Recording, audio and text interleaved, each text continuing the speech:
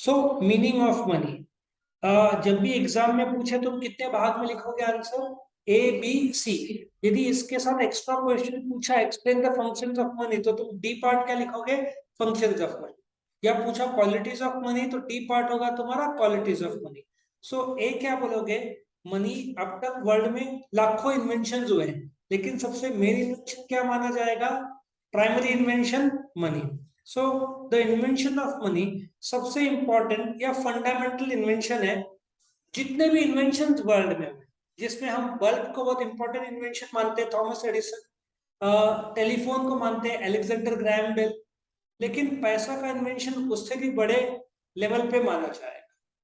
World के सभी economy dependent on money है। क्यों? आज इंडिया का इकोनॉमी जो नेशनल इनकम है 2 लाख करोड़, हम मेजर कर सकते हैं।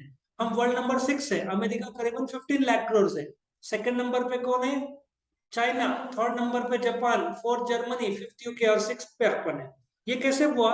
सबके नेशनल इनकम मनी के रूप में मेजर किया। अच्छा, लेकिन मनी का रूप होगा, अमेरिका में मनी होगा डॉलर, इंडिया में है रुपीज। तो मीनिंग क्या है मनी का? डू यू एग्री कि मनी एक एसेट है, संपत्ति है, जिसकी मदद से हम गुड्स एंड सर्विसेज खरीद सकते हैं? दूसरा, मनी वेल्थ का वो हिस्सा है जिससे क्या होगा?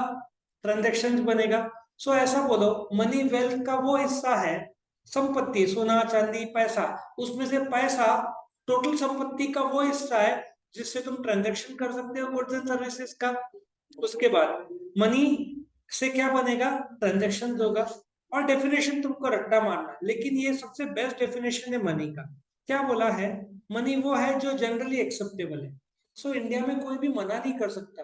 तुम दुकान में गए, 100 रुपए दिया, उसने मना किया, तुमने पुलिस में कंप्लेंट किया, तो वो अरेस्ट हो सकता है।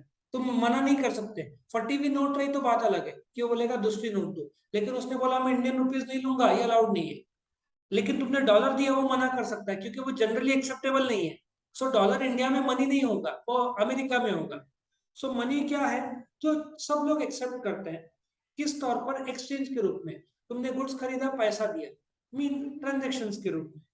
और सबसे इंपॉर्टेंट मेजर, तुम चले जाओगे हजारों साल पहले, तो वहां पे बार्टर हुआ करता था, गुड्स फॉर गुड्स। लेकिन वहां प्रॉब्लम था, पेरिशेबल गुड्स को एक्सचेंज पेरिशेबल गुड्स या दूसरे के साथ होता था। तो मेजर कैसे कर सकते हैं? तुम्हारे पास 2 किलो चावल है, मेरे पास एक भैंस है, तो कैसे मेजर करेंगे? भैंस की कीमत लाख रुपए है, चावल का 100 रुपया है। उस समय हजारों साल पहले कैसे मेजर करेंगे? और तुम बार्टर के टाइम में तुमने फ्रूट्स वेजिटेबल्स स्टोर करके रखे, लेकिन वो तो खराब हो जाते थे। स्टोर, एक तो जगह का प्रॉब्लम था, दूसरा पेरिशेबल था। आज तुम 2,000 रुपए के नोट घर पे रखो, बैंक के लॉकर में रखो, बैंक में रखो, तो भी चलता है। So I hope you understand. Simple सी भाषा में, money is what money does. What money does? It is a part of asset which is used in making transactions। किसका पार्ट है? वेल्थ का पार्ट है। आया समझ में?